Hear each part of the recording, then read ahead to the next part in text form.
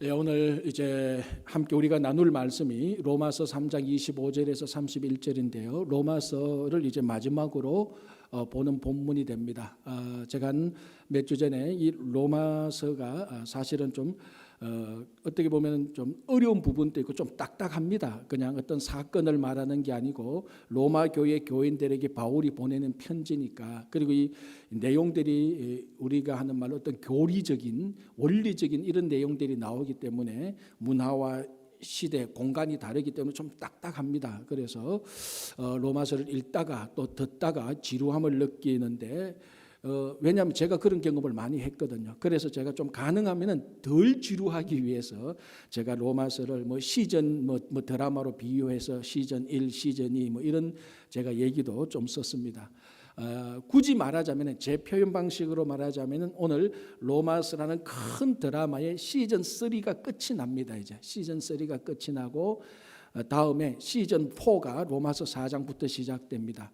다음 주에 볼 건 아니고요. 우리가 또 구약 성경도 봐야 되니까 그래서 다음 주부터는 우리가 요수아까지 왔으니까 다음 주부터는 사사기를 우리가 보려고 합니다. 사사기의 중요한 사건들을 보면서 또 구약 시대에 하나님께서 어떻게 우리들에게 사랑과 은혜를 베푸셨는가. 다음 주부터는 사사 시대를 한동안 보고 또 다시 로마서로 돌아올 때는 로마서 시즌 4 또 좀 준비를 해야 하잖아요, 그죠? 그래서 하도록 하겠습니다. 이런 것을 가리켜서 예고편이다 이렇게 말을 합니다. 이제 오늘은 로마서 3장 끝부분 로마서 드라마 시즌 3 끝부분을 우리 같이 한번 보겠습니다. 자, 25절이 이렇게 되어 있습니다. 이 예수를 하나님이 그의 피로서 믿음으로 말미암는 화목 제물로 세우셨으니.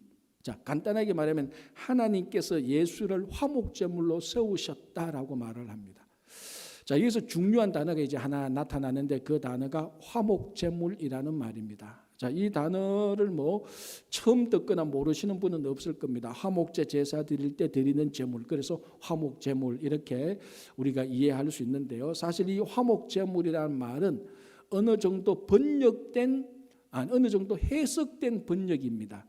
그래서 이 화목제물의 원뜻을 보면은 화목제물이라기보다는 속죄소라는 말이 더 가깝습니다. 이게 또 어쩔 수 없이 우리 헬라어 본문을 봐야 되는데요. 이 헬라어 본문을 보면은 이 본문에 힐라스테리온이라고 이렇게 되어 있습니다. 화목제물에 되어 있는 이 본문이에요. 그리고 히브리서 9장 15절을 또 보면은 이 단어가 그대로 나타납니다. 그래서 이 화목제물이란 말은 헬라어로 힐라스테리온이란 말인데 그러니까 두 개가 합쳐진 것이죠. 힐라스란 말과 테리온이란 말이 합쳐진데 이 힐라스 또는 힐레스라는 이 말은 속죄라는 말입니다. 속죄.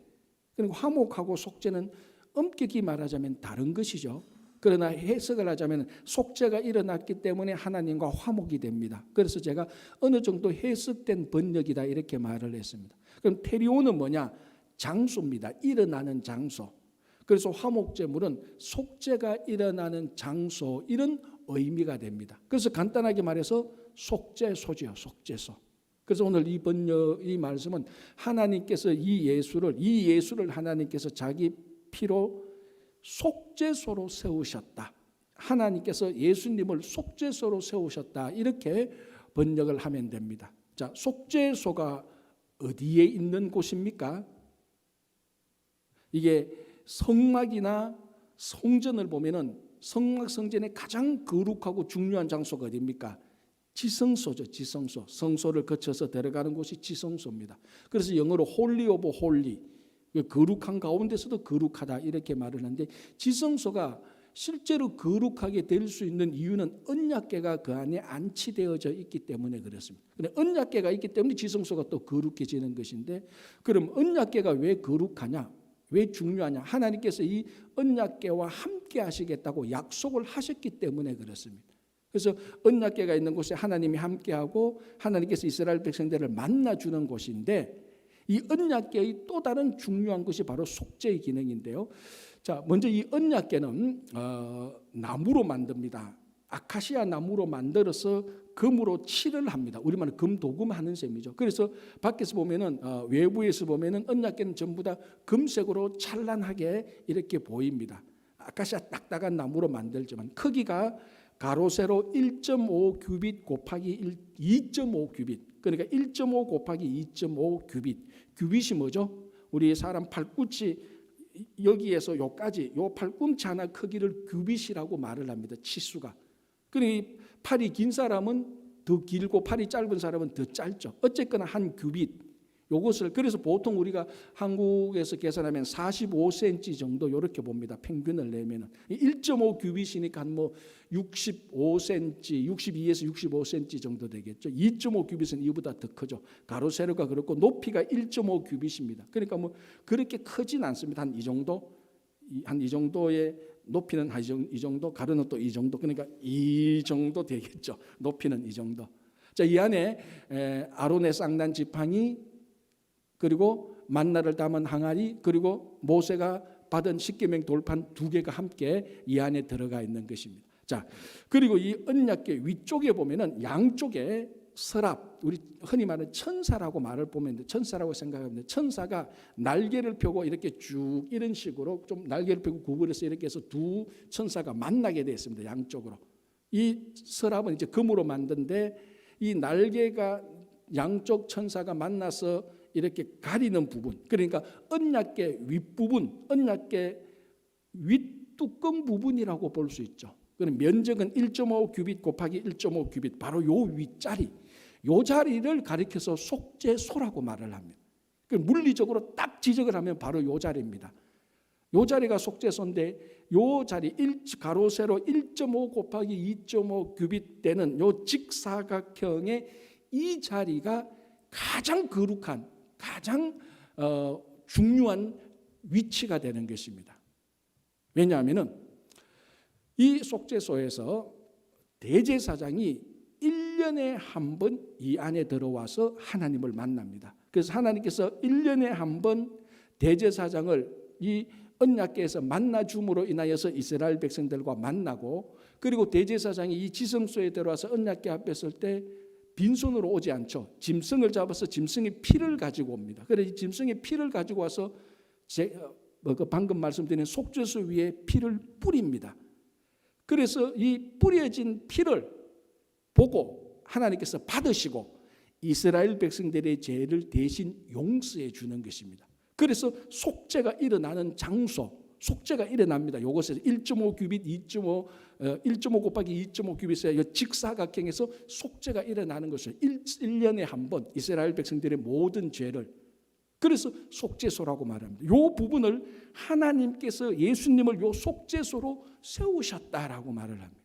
사람을 어떻게 속죄소로 세웁니까? 좀 이게 논리적으로는 안 맞지만 이 속죄소에서 일어나는 것이 예수 그리스도의 십자가에서 그대로 일어나기 때문에 그렇습니다.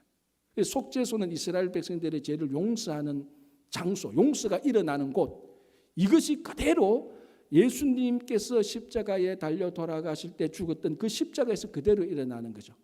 어린 양 예수 그리스도께서 십자가에 달려서 피를 한 방울도 남김없이 다 흘리고 돌아가심으로 말미암아 구원의 사역이 완성됩니다. 그래서 십자가에서 흘리신 그 피, 속죄소에서 대제사장이 짐승의 피를 속죄소에 뿌리듯이 어린 양 되시는 예수 그리스도께서 자기 스스로가 또 대제사장이 되어서 십자가에서 피를 흘림으로 말미암아 속죄소에서 일어났던 속죄 용서함의 사역을 십자가에서 완성시키게 되는 것입니다. 그래서 십자가는 속죄소의 완성입니다. 그러니까 하나님께서 예수를 속죄소로 세우셨다라고 얘기를 하는 것입니다. 그래서 이 십자가에서 일어나는 이 속죄의 사건이 구원의 사건이 되는 것입니다. 그런데 이제 한 가지 속죄소에서 일어나는 일과 십자가에서 일어나는 일 가운데 한 가지 차이가 있죠. 뭐냐면 속죄소는 매년 대제사장이 1년에 한 번씩 계속해서 들어가서 우리말로 하면 속죄의 사건을 리뉴해야 됩니다. 갱신해야 됩니다. 1년에 한 번씩 계속해서 반복해서 들어가야 되는데 십자가에서 예수님께서는 한 번에 영원을 이루셨습니다. Once, forever.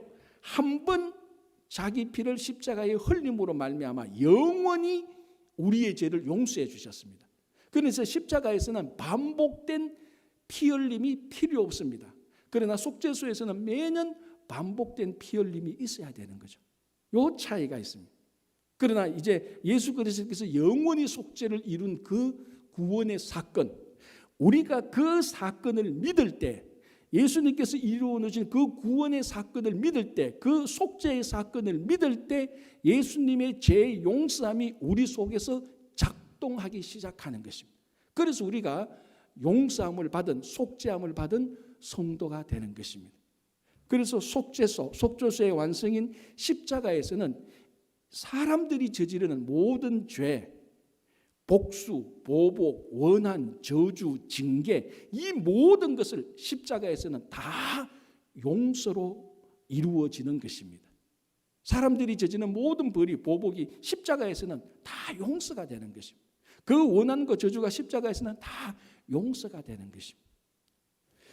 자, 여러분, 우리 구약을 보면 라멕이라는 사람이 나옵니다. 라멕. 처음 듣는 사람들도 좀 있어요. 라멕이 누구죠? 어디에 나오죠? 성경에 나오고, 구약 성경에 나오고, 창세기에 나옵니다. 이 라멕이 누군가 하면 가인의 후손입니다. 가인은 누굽니까? 아벨의 형으로 아벨을 죽인 최초의 살인자죠. 그러니까 이 가인의 후손인 라멕이라는 사람이 나오는데, 라멕이라는 사람은 인류 최초로 일부 다처제를 이룬 사람입니다. 두 아내가 있죠. 아다와 실라라는 두 아내가 있는데, 창세기 4장을 보면 이 라멕이 자기 아내에게 노래를 부르는 그 아주 짧은 두 문구가 나옵니다. 이렇게 말합니다. 아다여 실라여 들으라. 이렇게 말하면서 뭐라고 말하는가 하면, 이 라멕이 내가 상함으로, 내가 좀 상처받고 내가 좀 다쳤기 때문에 내가 소년을 죽였다라고 말을 합니다. 이게 자기가 사람 죽인 거 자랑하는 거예요. 아주 그러니까 폭력적이고 잔인하고 가인의 후손이니까, 그러면서 말하기를 내가 나의 상함으로, 내 상처로 소년을 죽였는데 가인을 위하여서는 벌이 7배고 라멕을 위하여서는 벌이 77배다 이렇게 말합니다. 이게 무슨 말인가 하면은, 가인이 아벨을 쳐서 죽입니다. 그럼 아벨 측, 우리가 흔히 말하는 피해자 측이죠. 가인이 아벨을 죽였기 때문에 피해자 측에서 다시 가인에게 복수를 합니다. 이때 만약에 아벨 측, 피해자 측에서 가인에게 복수를 하면 또 도로 이 가인을 위해서 복수하는 사람에게 또 7배나 벌을 더하겠다는 겁니다. 이걸 받아서 라멕이 말합니다. 내가 내 상처로 소년을 죽였지만 그 소년 측, 피해자 측에서 라멕에게 복수를 한다면 또 77배를 갚아주겠다 이 말입니다. 그러니까 그 노래는 굉장히 잔인하고 폭력적인 노래입니다. 자, 여기에서는, 이 라멕의 노래에서는 복수가 복수를 낳고 복수가 복수를 낳습니다. 보복과 복수밖에 없습니다. 77배나 라멕에게 복수를 한다면 77배로 갚아주겠다. 자, 이 77배, 7이라는 숫자 알죠? 완전수, 무한수. 그러니까 77배로 갚아주겠다는 것은 무한히 복수를 또 하겠다는 겁니다. 그러니까 라멕에게 복수할 생각 하지 말라 이 말입니다. 내가 소년을 쳐서 죽였지만 너가 나를 복수해? 그러면 너는 내한테 또 77배 복수로 보복을 당할 거다. 그러니까 이 아주 저주, 원한, 복수, 보복이 가득한 노래입니다. 자, 이 문학적인 패턴이 마태복음에 나타납니다. 어디서 나타나는가 하면은 베드로가 예수님에게 말합니다. 내가 형제를 용서하는데 몇 번이나 용서해야 됩니까? 내가 7번까지 하면 됩니까? 라고 말합니다. 자, 7번 참 많이 하는 거죠. 우리는 7번 용서 못합니다. 한국 사람은 3번 하면 끝이에요. 3세판이니까 우리는. 한 번 봐주고 2번 봐주고 3번째는 안 봐줘요 우리는. 그래도 베드로가 7번 용서하겠다고 말했으니까 되게 많이 용서하겠다는 말입니다. 사실 또 7이라는 숫자가 완전 숫자네요. 그러니까 자기는 굉장한 의미를 두고 예수님에게 내가 7번까지나 용서하면, 형제를 용서하면 되겠습니까? 라고 말할 때 예수님께서 뭐라고 말씀하십니까? 아니야. 70번씩 7번이라도 하라. 그럼 70번씩을 7번 하라. 몇 번 하라는 겁니까? 숫자적으로? 숫자적으로는 490번입니다. 이것만 해도 대단한 거죠. 490번 용서하는 사람이 어디 있습니까? 그러나 예수님의 진정한 의미는 무한히 용서하라는 겁니다. 490번이 아니고 70, 70이 완전수잖아요. 7 곱하기 10이니까. 그걸 또 7번 반복을 하니까 이게 얼마나 용서를 해야 될지. 그런데 베드로는 내가 한 7번 정도 이만하면 용서하면 되죠. 이것도 대단하지만 예수님은 무한히 용서하라고 말합니다. 여기서 예수님께서 70번씩 7번 용서하는 이 패턴의 오리지널이 뭐냐면은 라멕이 했던 말, 내가 77배나 갚아줄 것이다, 보복할 것이라고 말할 때 77배, 여기에서 이 표현에서 예수님께서는 70번씩 7번 용서하라고 말을 합니다. 자, 라멕은 무한히 복수하겠다고 말합니다. 자기가 사람을 죽였음에도 불구하고 반대편에서 나를 복수하면 나는 무한히 또 그대로 복수를 하겠다고 말합니다. 이걸 그대로 받아서 예수님께서는 뭐라고 말합니까? 베드로가 내가 이만큼 용서하면 되지요 라고 말할 때 예수님께서 뭐라고 말합니까? 무한히 용서하라고 말합니다. 라멕은 무한히 복수하겠다고 말하는데 예수님은 무한히 용서하라고 말합니다. 예수님은 십자가에서 속죄를 이루신 분이기 때문에 그 십자가의 사역을 알고 있는, 또 십자가의 사역을 완성하는 예수님은 사람들이 복수가 복수를 낳고 보복하고 징계하는 그 무한히 반복되는, 복수가 무한히 반복되는 그 사람들의 삶을 예수님 스스로가 속죄소가 되셔서 십자가에서 구원의 사역, 용서의 사건, 속죄의 사건을 완성함으로 무한히 용서하는 사이클로 바꾸어 버렸습니다. 자, 우리 성도의 삶이 어떻습니까? 무한히 화내고, 저 사람이 내한테 화내고 내한테 손해를 끼치면 또 갚아줘야 되고, 여전히 우리는 라멕의 삶의 패턴 속에 빠져 있습니다. 정도의 차이가 있죠.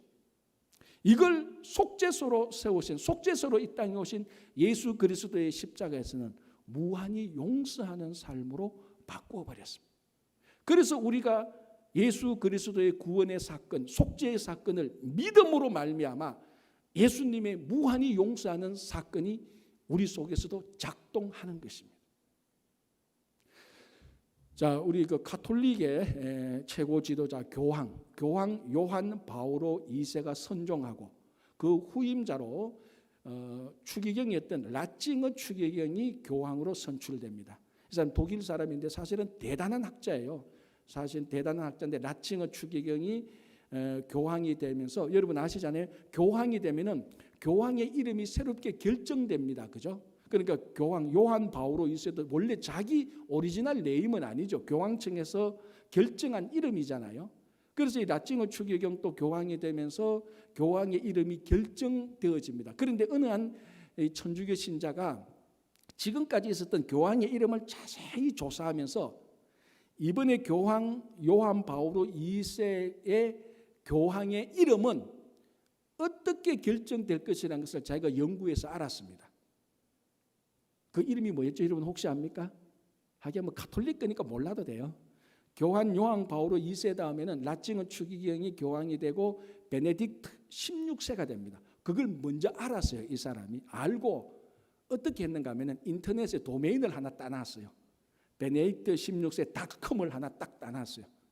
그런데 얼마 지나지 않으니까 아니나 다를까 교황청에서 이번에 새롭게 선출된 우리 교황청의 공식 이름은 베네딕트 16세입니다. 발표를 딱 해서. 자, 그럼 교황청에서 뭘 합니까? 이제 교황 이름으로 홈페이지도 만들어야 되고 뭐 교시도 보내야 되니까 베네딕트 닷컴이 필요한 거예요. 그래서 베네딕트 닷컴을 받으려고 보니까 누가 먼저 도메인으로 선점을 해놨습니다. 이거 달라. 이게 이제 유명해지니까 그 당시 가격으로 한 15,000불 정도 했대요. 앉아서 돈 버는 방법은 이런 거예요. 그런데 이 천주교 이분이 너무 믿음이 좋으니까 신실하니까 그래도 내가 어떻게 감히 교황님에게 이 도메인을 돈 주고 팔겠습니까? 그냥 사용하십시오. 그리고 3가지 조건을 겁니다. 요 3가지만 좀 해주십시오. 뭐냐 하나 물으니까 첫 번째, 교황님이 쓰시는 모자 하나를 주십시오. 오케이, 그 뭐 문제될 거 없잖아요. 모자 하나 줍니다. 또 하나, 저 바티칸에 호텔이 있는데 호텔 자유 이용권을 좀 주십시오.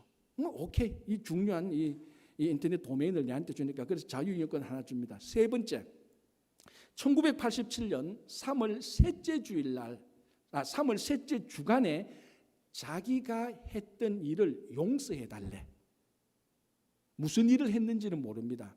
뭐 어떤 일을 했는지 모르겠어요. 큰 죄를 지었는지 작은 죄를 지었는지는 아무도 모르는데 아마 이 사람이 1987년 3월 셋째 주간에 무슨 일을 했는 것 때문에 양심에 굉장히 죄책감이 있었던가 봅니다. 그래서 교황님에게 내가 이 도메인을 줄 테니까 교황님의 권한으로 그 한 주간에 내 죄를 사면해 주십시오. 교황이 오케이. 자, 이런 얘기가 있습니다. 이게 실제로 있었던 얘기예요. 자, 여기서 우리가 하나 중요한 걸 발견할 수 있습니다. 뭘 중요한 걸 발견합니까? 이 가톨릭 신자는 자기가 살았던 과거를 보면서 한 주간에 자기 삶의 잘못을 교황에게 호소해서 교황에게 사면을 받습니다. 이게 가톨릭의 교리죠.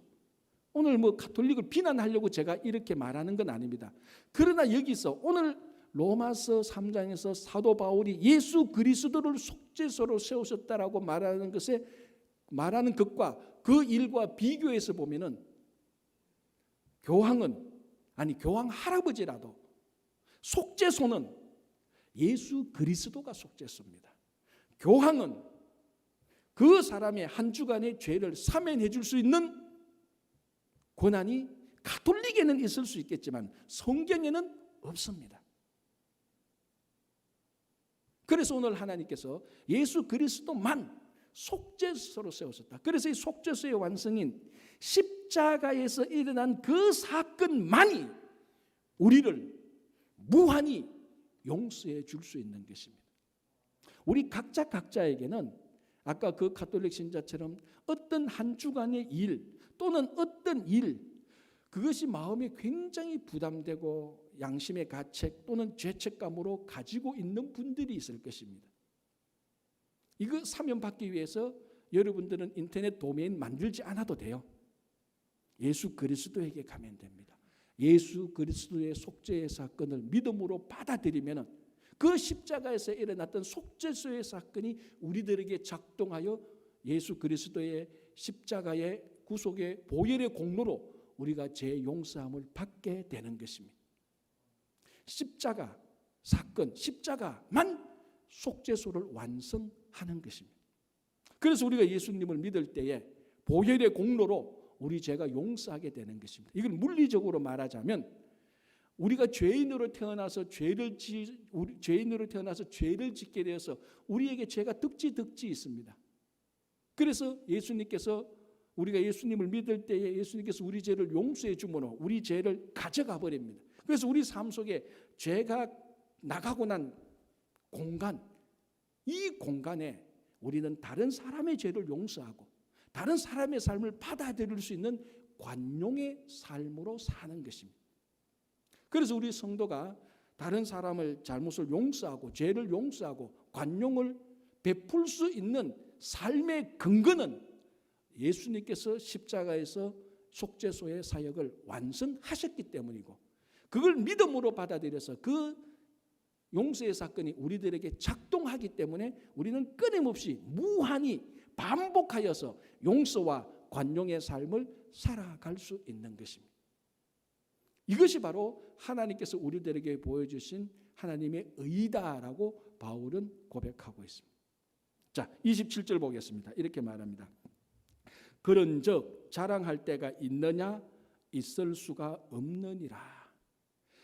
자, 사실 이 말은 자랑할 때가 있나 없다 있을 수가 없다 이 말은 오늘 바울이 처음 하는 게 아닙니다. 이미 앞에서 로마서 2장 3장에서 바울이 이미 얘기했습니다. 이 질문은 어떤 질문하고 같은가 하면은 유대인이 이방인보다 나으냐 이 질문하고 같습니다. 만약에 유대인이 이방인보다 나으면 유대인은 자랑할 수가 있는 것입니다. 자, 우리가 이미 앞에서 자세히 살펴본 바에 의하면 유대인이 이방인보다 낫습니까? 낫지 않습니까? 전혀 기억이 없습니까? 둘 다가 맞습니다. 유대인은 이방인보다 낫기도 하고 유대인은 이방인보다 낫지 않기도 합니다. 자, 유대인이 이방인보다 낫다는 말은 뭡니까? 신앙생활의 측면에서 유대인은 이방인보다 더 어드밴티지가 있습니다. 앞에서 그래서 제가 모태신앙 예도 들었습니다. 태어날 때부터 신앙을 가지고 태어난 모태신앙은 신앙생활 하는데 모태신앙이 아닌 다른 자녀들보다 훨씬 더 이익이 있죠. 아버지가 기도해주고 엄마가 기도해주고 성경책도 사다 주고 어릴 태어나면서부터 교회에 가게 되고 신앙생활하는데 큰 이익이 있습니다. 모태신앙은 모태신앙이 아닌 사람보다 더 많은 유익이 있습니다. 그래서 그런 측면에서는 자랑할 수가 있습니다. 더 많은 유익이 있으니까. 그러나 구원의 측면에서는 유대인이나 이방인이나 똑같다 그랬습니다. 다 죄 아래에 있으니까. 모태신앙으로 태어난 아이도 자기 신앙으로 고백을 해야 구원을 얻는 겁니다. 그처럼 유대인이 이방인보다 나으냐? 나을 수도 있고 안 나을 수도 있다. 신앙생활을 하는 측면에서는 낫지만은 구원의 측면에서는 다 죄 아래에 있기 때문에 똑같다라고 말을 했습니다. 그 질문이 사실은 반복되는 겁니다. 그래서 27절에 그런즉 자랑할 때가 있느냐? 이거는 구원의 측면에서 말하는 겁니다. 구원의 측면. 왜 앞에서 예수님께서 속죄서로 오셔서 우리 죄를 용서해 주신 구원의 사건을 말하니까 구원의 측면에서 유대인들에게 말합니다. 유대인 너희들이 구원의 측면에서 자랑할 것이 있느냐? 바울이 말합니다. 있을 수가 없다. 이건 사실 이방인에게도 말해도 됩니다. 이방인 너희들이 구원의 측면에서 자랑할 수 있느냐? 있을 수가 없다. 왜? 구원은 똑같이 죄 아래에 있는 모든 사람이 예수 그리스도를 믿음으로 구원을 얻기 때문에 그렇습니다. 자, 이미 앞에서 했던 말을 바울은 질문 양식만 바꿔서 또 하고 있습니다. 왜 또 하고 있느냐? 무슨 차이가 있느냐? 오늘 그래서 28절, 29절, 30절, 31절을 보면은 왜 유대인이 구원의 측면에서 자랑할 수 없는가를 설명을 해주고 있습니다. 두 가지를 하고 있는데 첫 번째는 뭔가 하면은 구원은 율법의 행위가 아니라 믿음으로 얻게 된다는 것입니다. 앞에서 이미 제가 설명을 한 겁니다. 그러니까 만약에 누군가가 율법의 행위로 구원을 얻는다면 또는 행위로 어떤 보상을 받는다면 여기에는 자랑할 거리가 있습니다. 자기가 행위를 잘해서 인정받고 칭찬받고 이렇게 다른 사람들보다 더 우월하니까 자랑할 거리가 있습니다. 그러나 구원은 율법의 행위로 이루어지지 않고 예수 그리스도께서 십자가에서 이루신 구원의 사건을 누구나가 믿음으로 구원을 얻기 때문에 여기는 자랑할 게 없습니다. 만약에 자랑할 게 있다면 예수 그리스도를 자랑해야 되는 것입니다. 그래서 사람이 사람 자랑할 건 하나도 없습니다. 구원의 측면에서는 그거고요. 자, 두 번째는 뭐라고 말합니까 하면은 여기에 29절에 하나님은 다만 유대인의 하나님이 아니시냐 또한 이방인의 하나님은 아니시냐 진실로 이방인의 하나님도 된다. 무슨 말인가 하면은 왜 구원의 측면에서 자랑할 게 없는가 하면은 하나님은 구원의 최종 결정권자인 하나님은 구원을 주시는 최종권자인 하나님은 유대인의 하나님도 되시고 이방인의 하나님도 되시기 때문에 그렇다는 겁니다. 만약에 유대인이 하나님만 되면은 이방인들 보고 자랑할 수가 있습니다. 우리는 구원의 최종권자인 하나님을 믿고 있기 때문에 하나님이 우리들에게 구원을 주시기 때문에 우리는 너희들보다 구원받지 못한 너희들보다 우리는 구원받은 사람이야 자랑할 수가 있습니다. 그런데 자랑하려고 보니까 이방인도 똑같은 하나님이 이방인의 하나님도 되는 것입니다. 자랑할 게 없습니다. 굳이 자랑한다면은 하나님을 자랑할 수밖에 없습니다. 그러니까 구원의 측면에서는 사람이 자랑할 게 하나도 없습니다. 구원의 측면에서 자랑할 것은 하나님과 예수 그리스도 외에는 자랑할 게 없습니다. 그러니까 간단하게 말하면 구원받은 우리들 자랑할 게 하나도 없습니다. 내가 잘나서 똑똑해서 모태신앙으로 태어나서 학력이 좋아서 어떤 이유든지 우리는 예수 그리스도께서 이루어놓은 구원의 사역을 믿음으로 말미암아 구원을 받기 때문에 여기에 관해서 구원받은 사람은 자랑할 게 하나도 없습니다. 그런데 만약 누군가가 이 구원받은 것을 기초로 해서 자기 삶을 자랑한다면 그거는 자기 안에 있는 교만의 표시에 불과한 것입니다. 근데 사실은 이렇게 제가 구구절절히 설명을 안 해도 자랑하는 사람들의 근본적인 마음의 기초는 교만입니다. 그렇죠. 내가 다른 사람보다 더 좋은 게 있으니까 더 우월한 게 있으니까 자랑을 하는 겁니다. 그 기초가 교만입니다. 여러분 우리 레위기를 보면 화제라는 게 나옵니다. 화제. 그러니까 태워서 드리는 제사죠. 이 화제는 곡식을 태워서 드리는 제사입니다. 레위기의 5대 제사 가운데 소제가 화제죠. 그러니까 곡식을 드리는 제사, 그걸 받아서 제사장이 태워서 향기를 하나님께 드리는 제사입니다. 그래서 이 화제를 드리는 화제에 사용되는 예물은 곡식입니다. 소제물이라고 말을 하죠. 그래서 이 곡식을 태울 때는, 태워서 향기를 내서 하나님께 올려드릴 때는 어떤 이유든지 누룩을 넣어서는 안 됩니다. 누룩이 뭡니까? 영어로 이스트, 효소죠. 이게 발효제입니다. 발효제. 그러니까 곡식을 넣으면은, 그 곡식에 누룩을 넣으면은 곡식이 부풀어지는 겁니다. 우리 빵 만들 때 발효제 넣어서 빵을 부풀게 하죠. 그래서 이 누룩이 없는 빵을 뭐라고 말하죠? 무교병. 이 병은 병이 아니고 떡병자입니다. 무교병. 누룩이 없는 빵, 무교병. 언제 먹습니까? 무교절에 먹는 것입니다. 그래서 화제를 드릴 때는, 태워서 제사를 드릴 때는 그 예물에 절대로 발효제, 누룩을 넣어서는 안 된다. 왜? 발효제를 넣으면 이게 부풀어지는 겁니다.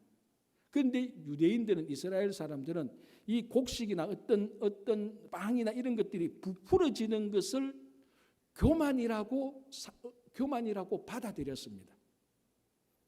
원래 모습에서 자꾸 더 부풀어지는 것, 이거는 교만한 것이라고 생각을 했습니다. 그래서 하나님께 드리는 제사가 부풀어져서 교만한 것을 드려서는 안 된다. 왜? 하나님은 근본적으로 교만한 것을 받지 않으시기 때문에 그렇습니다. 그래서 누룩을 안 넣는 겁니다. 아니, 못 넣는 겁니다. 왜? 누룩은 교만하게 하는 것의 상징이기 때문에 그렇습니다. 자, 지난 주간에 우리가 새벽 기도회 할 때 잠언 6장을 봤습니다. 잠언 6장에 무슨 내용이 나오는가 하면은 하나님이 싫어하는 7가지가 나옵니다. 기억나십니까? 이제는 새벽에 안 나오셨다 그래도 여러분 변명이 없습니다. 유튜브로, 카톡으로 다 가기 때문에 여러분 이제 새벽에 안 나와서 몰라요. 그런 변명이 안 돼요. 카톡으로 다 나가기 때문에 여러분 다 보실 수가 있어요. 잠언 6장에 보면은 하나님이 싫어하시는 7가지인데 그 첫 번째가 뭐였습니까? 교만한 눈이었습니다. 교만한 눈. 두 번째, 세 번째도 아니고 첫 번째가 교만한 눈이었어요. 여러분 중세 시대 때에 성도들이 피해야 될 7가지 죄악들을 기록합니다. 그 첫 번째도 똑같이 교만입니다. 이 두 번째, 하나님께서 싫어하시는 것은 교만인데, 교만은 두 번째, 세 번째 자리가 아닙니다. 항상 첫 번째, 하나님이 제일 싫어하는 것이 교만이라고 보면 되는 것입니다. 자, 제가 지난주 새벽 기도할 때 이 교만에 대해서 말할 때 왜 하나님은 첫 번째로 교만을 싫어하시는가? 사탄은 원래 타락한 천사입니다. 그죠? 성경 전체에 보면 사탄은 타락한 천사인데, 타락한 천사가 무엇으로 타락합니까?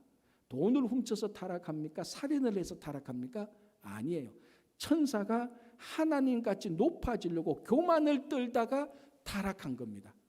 그 대표적인 말씀이 이사야 14장에 나오는데 제가 한번 읽어드릴게요. 이건 여러분들이 다 아는 건데, 이 성경에는 사탄이 했던 말이 좀 종종 나와요. 자주는 아니지만 종종에 가끔 나옵니다.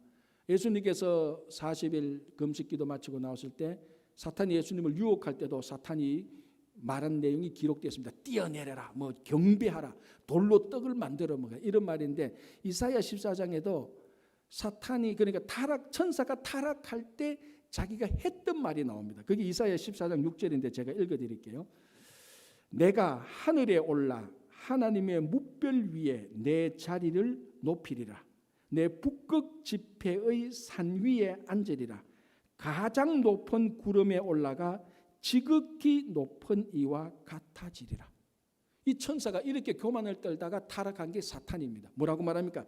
가장 높은 곳에 올라가 지극히 높은 이와 견주겠다, 같겠다는 겁니다.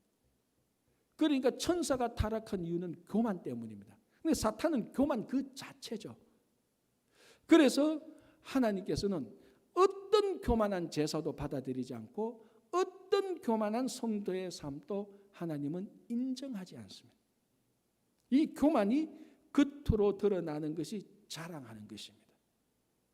그래서 우리 성도는, 구원받은 성도는 자랑할 게 애시당초 없습니다. 자랑을 한다면 하나님을 자랑하고 예수님을 자랑할 수밖에 없는 것입니다. 그래서 우리의 은연중에 우리의 자랑이 혹시나 이게 교만이 아닌가, 우리는 늘 조심해야 되는 것입니다. 여러분, 사람들이 하나님 앞에서 아무리 열심히 일해도요, 머리카락 하나 들어 올려놓고 내가 힘 세다 하고 말하는 거 똑같습니다. 여러분, 머리카락 하나 올려놓고 힘이 셉니까? 하나님께서 보실 때는 우스운 거죠. 천둥 소리를 듣고 난 다음에 내 길은 굉장히 밝아 이렇게 말하는 거하고 똑같다니까요. 해와 달을 보면서 나는 눈이 좋아 이렇게 말하는 거하고 똑같습니다. 얼마나 이 어리석은 겁니까, 사람. 그래서 우리 성도는 기본적으로 구원받은 사람들이기 때문에 우리는 늘 모든 면에서 겸손하게 자랑을 할 때는 정말로 교만이 아닌 예수 그리스도와 하나님을 자랑하는 성도가 되어야 되는 것입니다. 자, 시즌 3의 마지막 구절을 한번 보겠습니다. 로마서 드라마 시즌 3의 마지막 구절, 도리어 율법을 굳게 세우니라. 31절. 자, 31절 전체를 읽어드릴게요. 그런즉 우리가 믿음으로 말미암아 율법을 파기하느냐? 그럴 수 없느니라. 도리어 율법을 굳게 세우느니라. 자, 이게 무슨 맥락에서 이런 말이 나오는가 하면, 자, 앞에서 다시 한번 로마서 2장 3장 아니 1장까지 앞에서, 아니 로마서 전체를 따지면은 가장 큰 주제는 뭡니까? 이신칭의, 믿음으로 의롭게 된다. 다른 말로 하면 믿음으로 구원을 얻게 된다는 것입니다. 자, 믿음으로 구원을 얻게 된다는 이 사실 앞에서 무엇이 빠집니까? 율법이 빠집니다. 우리가 구원을 얻는데 율법은 아무 기능을 못해요. 우리가 구원을 얻는데 의롭게 되는데 율법이 하는 일이 없어요. 유대인들의 자기들의 정체성, 자기들이 가장 중요하다고 생각하는 게 율법인데 막상 이 율법을 가지고는 구원을 못 얻는단 말이에요. 그 율법 마치 투명인간처럼. 그래서 구원을 얻는데 사람이 의롭게 되는데 율법은 아무런 역할을 못합니다. 마치 옆에서 보면 율법 저거 쓸모없네. 믿음으로 구원을 얻어버리니까 믿음이 율법을 쓸모없게 만드네. 그래서 이렇게 말합니다. 우리가 믿음으로 말미암아 율법을 파기하느냐? 우리가 믿음으로 율법을 쓸모없게 만드느냐? 아니다. 오히려 믿음이 율법을 쓸모있게 만든다. 이렇게 말을 하는 것입니다. 자, 이게 무슨 얘기냐? 자, 우리가 지난주에 이런 말씀을 드렸습니다. 우리는 믿음으로 의롭게 된다. 칭의 받는다. 구원받은 사람입니다. 오늘 자, 여기에 오신 여러분들 그리고 영상으로 예배 드리시는 분들 아마 제가 알기로 제가 믿기로는 다 믿음으로 구원을 받은 사람입니다. 칭의 받은 사람이죠.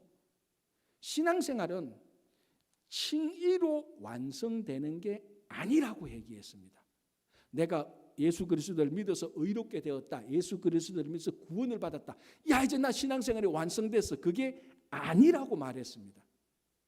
그래서 칭의, 구원받은 삶은 완성이 아니고 시작이라고 말을 했습니다. 구원을 받고 난 다음에 진짜 신앙생활을 이제 시작하는 겁니다. 그래서 지난주에도 어떤 사람은 구원만 받았지 시작도 안 한 사람이 너무 많다. 그 사람은 성숙도 아니고 성화된 사람도 아니라고 말했습니다. 자, 이 차원에서 구원받은 사람, 믿음으로 구원받은 사람은 이제 새로운 시작, 새로운 삶을 살아야 되는데 어떻게 살까? 무엇을 하면서 살까? 그 기준이 뭡니까? 가이드라인이 필요하잖아요. 예수 그리스도를 믿어서 구원은 얻었는데 이 구원 얻고 보니까 구원받은 삶을 어떻게 살아야 되죠? 무엇을 하면서 살아야 되죠? 그게 바로 율법이라는 겁니다. 그래서 믿음으로 구원받은 사람은 어떻게 살까라고 말할 때 율법이 여기 있으니까 율법대로 살으시오라는 거. 이런 말하고 똑같습니다. 그러면 믿음이 사람을 구원하고 믿음으로 구원받은 사람이 율법을 폐기합니까? 아니죠. 그때부터 진짜 율법을 세우기 시작하는 것이. 물론 구원을 받는 데 있어서 율법은 아무 기능을 못합니다. 죄송합니다. 아무런 기능을 못한다는 건 아닌데 율법이 죄를 깨닫게 해서 구원받아야 한다는 것을 보여주기는 했죠. 그러나 직접적으로 율법이 우리를 구원하는 건 아닙니다. 믿음으로 구원을 얻는데 믿음으로 구원 얻은 사람은 율법을 지켜야 되는 것입니다. 그 율법을 지키는 것이 율법을 올바로 세우는 것입니다. 그래서 바울은 말합니다. 믿음이 율법을 파기하느냐? 천만에. 물론 구원을 얻을 때 율법으로 구원은 얻지 않아. 그러나 이 믿음으로 구원받는 사람은 앞으로 율법을 세우기 때문에 믿음은 오히려 율법을 세우느니라 라고 말을 하는 것입니다. 구원받기 위해서 율법을 지키지는 않지만은 구원받은 사람은 율법을 지킵니다. 그래서 율법을 세웁니다. 이게 똑같죠. 오늘날 우리가 구원받은 우리 성도들이 하나님의 말씀을 지킵니다. 하나님의 말씀을 지킴으로 하나님의 말씀을 세워나갑니다. 그때에 우리의 삶도 세워지기 시작하는 거죠. 말씀이 세워질 때, 구약적인 용어로 말하면 율법이 세워질 때 우리들도 세워지는 것입니다. 그래서 믿음으로 구원받은 사람은 절대로 율법 하나님의 말씀을 폐기하는 것이 아니고 그때부터 지키기 때문에 하나님의 말씀을 세우고, 이 하나님의 말씀을 세울 때, 가정에서 말씀을 세울 때 가정이 세워지고, 교회에서 말씀을 세울 때 교회가 세워지고, 각자가 말씀을 세울 때 각자가 말씀으로 다시 세움을 받게 되는 것입니다. 그래서 율법이 필요 없다라고 말하는 사람한테 바울은 말합니다. 아니요, 율법은 꼭 필요합니다.